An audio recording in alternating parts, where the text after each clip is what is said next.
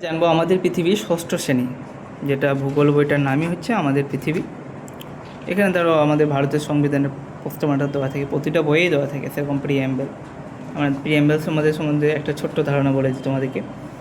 যখন প্রথম কনস্টিটিউশন তৈরি হয় তখন কিন্তু প্রিএমবেল ছিল না, পরে কিন্তু প্রিএমবেলটা অ্যাড হয়, এবং প্রিএমবেলটাকে বলা হয় আমাদের ভারতীয় সংবিধানের ফিলোসফি বা দর্শন। এবং এই প্রিএমবেল থেকেই ম্যান মেকার্স মাইন্ডের যারা যে প্রেমবেল তৈরি করেছে তাদের মাইন্ডের সম্বন্ধে একটু ধারণা পাওয়া যায়, যে তাদের মনগুলো কেমন ছিল বা কীরকম মাইন্ড তাদের ছিল।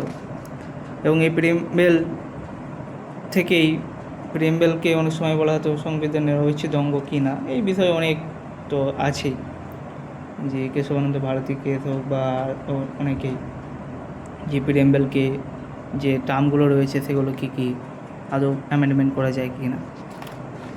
অতএব এ থেকে আমরা যাই জিওগ্রাফির। তো প্রথমে আছে চ্যাপ্টারটি রয়েছে আকাশ ভরা সূর্য তারা। এই আকাশ ভরা সূর্য তারা এটা একটা গান কবিগুরু রবীন্দ্রনাথ ঠাকুরের, সেইটাই তার প্রথমকার লাইনের কিছুটা অংশ নিয়েই এই চ্যাপ্টারটার নাম রাখা হয়েছে। এখানে বিভিন্ন ধরনের জিনিস আলোচনা আছে, এরকম একটা হচ্ছে ইউনিভার্স আছে, স্পেস আছে, গ্যালাক্সি আছে এবং আকাশগঙ্গা আছে। তাহলে আমরা যদি এই পৃষ্ঠাটা দেখি, তাহলে এই পৃষ্ঠার যে মেন পয়েন্টগুলো সেগুলো নীল ব্লু কালারে হাইলাইট করা আছে। সেরকম এখানে দেখছি নীহারিকা আছে, জ্যোতির্বিজ্ঞান আছে, এবং এই বিষয়গুলি আমরা এই এই পৃষ্ঠা থেকে জানার চেষ্টা করব। দেখো প্রথমেই লেখা আছে স্পেস, সেটা বাংলা বোঝাচ্ছে শূন্যস্থান। স্পেস বোঝায় আমরা মহাকাশে যখন স্পেসে যাই বলে না, নাসার ফুল ফর্ম কি, national aeronautic and space administration. আর ইসরোর ফুল ফর্ম কি, ইন্ডিয়ান স্পেস রিসার্চ অর্গানাইজেশন। তাহলে স্পেস এখানে কিন্তু সেই গ্যাপ নেই, এখানে বলতে কি যে আকাশের দিকে আমরা তাকাই সেটা কি পুরোটাই শূন্যস্থান, তাই সেই হিসাবে এই বাংলাটা ট্রান্সলেট করা হয়েছে। দিনের বেলায় সূর্য ও রাতের আকাশে চাঁদ সহ অসংখ্য আলোকবিন্দু হলো জ্যোতিষ্ক। কোটি কোটি জ্যোতিষ্ক অর্থাৎ গ্রহ, উপগ্রহ, নক্ষত্র, গ্রহাণুপুঞ্জ, ধূলিকণা, গ্যাস প্রভৃতি রয়েছে অসীম শূন্যস্থানে এই স্পেসে। এই সমস্ত কিছু নিয়ে হলো মহাবিশ্ব এবং ইউনিভার্স। তাহলে ইউনিভার্স বলতে কী বোঝায়, যত কিছু আছে আমরা দেখতে পাই, গ্রহ, উপগ্রহ, অ্যাস্টেরয়েড, মেট্রয়েড, যে কিছু রয়েছে, ধূলিকণা, গ্যাস, সব মিলে হচ্ছে এই মহাবিশ্ব। এই মহাবিশ্ব সম্বন্ধে যে এই ইউনিভার্স কীভাবে সৃষ্টি হয়েছে সে সম্বন্ধে অনেকগুলো থিওরি আছে। তার মধ্যে এখানে একটা আলোচনা হয়েছে নীহারিকা বা নেবুলার হাইপোথিসিস। দেখো মহাবিশ্ব সৃষ্টির সময় যে অসংখ্য ধূলিকণা ও গ্যাসের মহাজাগতিক মেঘ তৈরি হয় তা হলো নীহারিকা বা নেবুলা। এই নীহারিকা থেকে তারা বা নক্ষত্রের জন্ম হয়।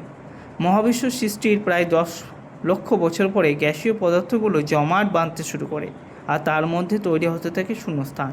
জমাট বাঁধা পদার্থগুলো প্রচণ্ড গতিতে একে অপরের সঙ্গে মিলে গিয়ে প্রকাণ্ড আকারে জ্বলন্ত নক্ষত্রের জন্ম দেয়। তাহলে এই সৃষ্টি প্রক্রিয়াটাকে নেবুলা হিসাবে ব্যাখ্যা হয়, কিন্তু বর্তমানে আমরা কি সেটা হচ্ছে বর্তমানে ব্যাখ্যা করে কীভাবে বিগ ব্যাং থিওরি দিয়ে। আর এখানে একটা আছে দেখবে জ্যোতির্বিজ্ঞান, যেটা হাইলাইট করা আছে। এখন আমরা যেমন তারাভরা রাতের আকাশে পর্যবেক্ষণ করি, হাজার হাজার বছর আগেও মানুষ চাঁদ, সূর্য, তারা, ছায়াপথ, ধূমকেতু, উল্কা পর্যবেক্ষণ করে তাদের সম্পর্কে জানবার চেষ্টা করত। বিজ্ঞানের সবচেয়ে পুরানো এই চর্চা হলো জ্যোতির্বিজ্ঞান। এটাকে বলা হয় জ্যোতির্বিজ্ঞান। চাঁদ, সূর্য, তারা চলাফেরা দেখে দিক ঠিক করা হতো, কিংবা দিন, মাস, বছর, সময় গণনা সবই হতো। আকাশ দেখে কম্পাস, ঘড়ি, ক্যালেন্ডারে কাজ করতো। আকাশ আমরা তো জানি, ধ্রুবতারা দেখে আমরা উত্তরের দিক নির্দেশনা করে। অনেকে যারা আগে পালতোলা জাহাজে করে ব্যবসা বাণিজ্য করতো, তারা দিক নির্দেশনের জন্যই পোল স্টার বা ধ্রুবতারাকে আইডেন্টিফাই করতো। তখন তো এত কম্পাস বা এত উন্নত ধরনের তৈরি হয়নি। এবং এরপরে চলে আসি আমরা ছায়াপথ, যেটাকে বলছে গ্যালাক্সি। লক্ষ লক্ষ নক্ষত্র নিয়ে একটা ছায়াপথ বা গ্যালাক্সি তৈরি হয়। সূর্য, পৃথিবী ও অন্যান্য গ্রহ এরকমই আকাশগঙ্গা মিল্কি ওয়ে নামে পরিচিত একটা ছায়াপথে রয়েছে। তাহলে আমরা যে সূর্য এবং এই পৃথিবীতে রয়েছে, সূর্যের যে সূর্যকে সূর্যকে কেন্দ্র করে যে গ্রহগুলি ঘুরছে, আমরা জানি কি সেরকম গ্রহ রয়েছে, বুধ রয়েছে, বৃহস্পতি রয়েছে, শুক্র রয়েছে, পৃথিবী রয়েছে, ইউরেনাস রয়েছে, তারপর হচ্ছে ঠিক আছে, নেপচুন রয়েছে, মার্স রয়েছে, কিন্তু প্লুটোকে আর গ্রহ ধরা হয় না, কারণ প্লুটোকে আলাদা ধরনের চালচলন এই গ্রহগুলির মধ্যে নয়, তার জন্য প্লুটোকে ড্রপ প্ল্যানেট বা বামন গ্রহ বলা হয়। তাহলে এই যে গ্রহগুলো রয়েছে এটা কোন গ্যালাক্সির অন্তর্গত? মিল্কি ওয়ে গ্যালাক্সি নামে পরিচিত। ছায়াপথগুলো প্যাঁচানো, ডিম্বাকার ইত্যাদি নানা রকম আকৃত হয়। প্রায় 10,000 কোটি নক্ষত্র, গ্যাস, ধূলিকণা নিয়ে আকাশগঙ্গার একটি বিরাট প্যাঁচানো ছায়াপথ। দেখো এই আকাশগঙ্গাতে দেখালে একটা বিরাট প্যাঁচানো ছায়াপথ, এটাতে আমরা রয়েছে, মানে সূর্য, পৃথিবী, আরও অন্য অন্য গ্রহ রয়েছে। এটার নাম কি? Milky Way galaxy. তাহলে আমাদের যদি বলা হয় যে আমরা কোন গ্যালাক্সিতে রয়েছে? Milky way. এরকম অনেক অনেক গ্যালাক্সি নিয়ে একটা ইউনিভার্স তৈরি হয়েছে। গ্যালাক্সির ছবিটা দেখলেই বোঝা যাবে। এরপর আসি আমরা পরের পেজে যে আলোচনাগুলো রয়েছে। এখানে দেখো প্ল্যানেটেরিয়াম আমরা তো গিয়েছি, আমাদের যে কলকাতায় রয়েছে এমপি বিলা প্ল্যানেটেরিয়াম, সেখানে গেলে দেখবে কীরকম শোগুলো হয়, ভালো করে দেখায় কীভাবে হয়। যারা কাছাকাছি আছে তারা যদি দেখে খুবই সুন্দর পাবে, একটা ভালো অভিজ্ঞতা হবে। এবং প্রথমে আছে নক্ষত্র কাকে বলি? স্টার। আকাশ ভরা তারাগুলো কতই না বিচিত্র, ছোট বড়, নীলচে, হলদে, সাদা, কতগুলো একা একা, আবার কতগুলো একসঙ্গে ঝাঁক বাঁধা। এই তারা বা নক্ষত্র একটা জ্বলন্ত গ্যাসীয় পিণ্ড, যাদের নিজস্ব আলো ও তাপ আছে। এই যে তারা, নক্ষত্র, সূর্য কিন্তু একটা নক্ষত্র, স্টার। এটা আমাদের অনেক কাছে আছে, 15 কোটি কিলোমিটার দূরে, তার জন্য আমরা এটাকে অনেক বড় দেখি। সেরকমই অনেক অনেক নক্ষত্র রয়েছে। তুমি যখন পরিষ্কার আকাশের দিকে তাকাবে তাহলে বুঝতে পারবে কতগুলো নক্ষত্র রয়েছে, এবং আমরা তো গুণে তো শেষ করতে পারি না, এত নক্ষত্র রয়েছে। এবং তারার রং, এই যে স্টারগুলো রয়েছে তাদের বিভিন্ন ধরনের রং হয়, যে উজ্জ্বল, খুবই জলজল করে জ্বলে, মানে কোনো তারা কতটা উত্তপ্ত রং দেখে বোঝা যায়। ছোট লাল তারা উষ্ণতা সব থেকে কম, আকাশে এরকম তারার সংখ্যা সব থেকে বেশি। মাঝারি হলুদ তারা উষ্ণতা আরেকটু বেশি। বিরাট নীল তারা উষ্ণতা প্রচণ্ড বেশি এবং বেশ উজ্জ্বল। আর প্রকাণ্ড সাদা তারা উষ্ণতা এবং উজ্জ্বলতা দুটোই সব থেকে বেশি। খালি চোখে আমরা এই তারাগুলোকেই দেখতে পাই, মানে যেগুলো উজ্জ্বলতা বেশি সেগুলোকেই আমরা এই ন্যাকেড আই বা খালি চোখে আমরা দেখতে পাই পৃথিবী থেকে। আর বাদ বাকিগুলো তো তখন টেলিস্কোপ লাগবে। টেলিস্কোপ আর মাইক্রোস্কোপের পার্থক্য তো তোমরা জানো। টেলিস্কোপ হচ্ছে কি দূরের জিনিসকে দেখানোর জন্য কাছে, আর মাইক্রোস্কোপ কি ছোট বস্তুকে বড় করে দেখানোর জন্য মাইক্রোস্কোপ ব্যবহার করা হয়। এবার হচ্ছে তারার কাছে আলোকবর্ষ দূরে, তারা আছে আলোকবর্ষ দূরে। এরকমই একটা গান আছে, যত আলোকবর্ষ দূরে, কার্পসিসের একটা গান আছে। দেখো তারারা আছে আলোকবর্ষ দূরে, আলোকবর্ষ লাইট ইয়ার বলা হচ্ছে এটাকে। মানে আমরা তো যখন আমরা ডিস্টেন্স মাপি তখন মিটারে, আমাদের একক ব্যবহার করি কি মিটার, কিন্তু একটা স্পেসে যখন মাপা হয় তখন ওইটাকে লাইট ইয়ার হিসেবে ব্যবহার হয়। মানে একটা আলো কত বছরে যত কিলোমিটার যায় সেই হিসাবে ব্যাখ্যা করা হয়। আমরা তো জানি আমাদের সূর্য থেকে পৃথিবীতে আলো পৌঁছতে কতক্ষণ সময় লাগে? 8 মিনিট কত সেকেন্ড, সেটা দেখবে। সেকেন্ডটা এই মুহূর্তে আমার জানা নেই, 8 মিনিট লাগে। তাহলে যখন সূর্য থেকে আলো আসছে আমাদের এখানে পৌঁছাতে লাগছে 8 মিনিট কত সামথিং সেকেন্ড। এটা কত কিলোমিটার? 15 কোটি কিলোমিটার দূরে। তাহলে আমরা অত দূরে দূরে তারা থেকে আমরা আলোগুলোকে দেখছি, তাহলে বুঝতে পারছো?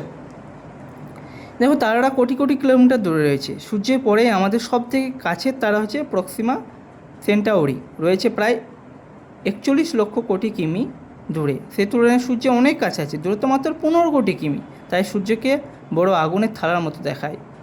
সূর্য থেকে পৃথিবীতে আলো পৌঁছাতে সময় লাগে 8 মিনিট 20 সেকেন্ড। দেখো এখানেই পেয়ে গেলে, সূর্য থেকে তাহলে আমাদের পৃথিবীতে আলো পৌঁছাতে সময় লাগে 8 মিনিট 20 সেকেন্ড। অর্থাৎ বায়ুশূন্য অবস্থায় আলোর গতিবেগ 1 সেকেন্ডে প্রায়, দেখো একক, দশক, শতক, হাজার, অযুত, লক্ষ, 3 লক্ষ কিলোমিটার। তাহলে বায়ুশূন্য অবস্থায়, মানে আমরা তো এখানে তো বায়ু আছে, মানে পৃথিবীতে অ্যাটমসফিয়ার আছে, কিন্তু যদি বায়ুশূন্য অবস্থায় স্পেসে তো স্পেস নেই, সেটা 1 সেকেন্ডে যায় 3 লক্ষ কিলোমিটার। তাহলে এই গতিবেগে 1 বছর আলো যতদূর দূরত্ব পার হয় তাহলে 1 আলোকবর্ষ বা লাইট ইয়ার। তাহলে এই গতিবেগ মানে 1 বছরে তাহলে কত দূর যাচ্ছে? 1 সেকেন্ডে 3 লক্ষ কিলোমিটার যাচ্ছে, তাহলে 1 বছরে ভাবতে পারছো কত দূর যাবে? সেই হিসাবে কিন্তু এই যে আমাদের তারাগুলি কত দূরে রয়েছে বা গ্যালাক্সি কত দূরে রয়েছে সেগুলো কিন্তু হিসাব করা হয়, এই কিলোমিটার বা মিটারে হিসাব করা হয় না। জ্যোতির্বিজ্ঞানীরা মহাবিশ্বের বিভিন্ন নক্ষত্র ছায়াপথের দূরত্ব এই আলোকবর্ষ এককে পরিমাপ করে। এই এককে প্রক্সিমা সেন্টাউরি দূরত্ব পৃথিবী থেকে 4.2 আলোকবর্ষ। তাহলে আমাদের যে কাছের সবথেকে তারা রয়েছে সূর্যের পরে কি প্রক্সিমা সেন্টাউরি, তার দূরত্ব রয়েছে কত 4.2 আলোকবর্ষ। এবার আছে নক্ষত্রমণ্ডল বা কনস্টেলেশন। নক্ষত্রগুলিকে যখন এক জায়গায় আসে সেটা কি কনস্টেলেশন বলা হয়, সেটাই হচ্ছে নক্ষত্রমণ্ডল। কাছাকাছি তারাগুলিকে কাল্পনিকভাবে যোগ করলে বিভিন্ন আকৃতি তৈরি হয়, এরকম একটা তারা ঝাঁককে বলে নক্ষত্রমণ্ডল বা কনস্টেলেশন। এই সম্পর্কে কত রূপকথা কল্পকাহিনী ভেবেছে মানুষ।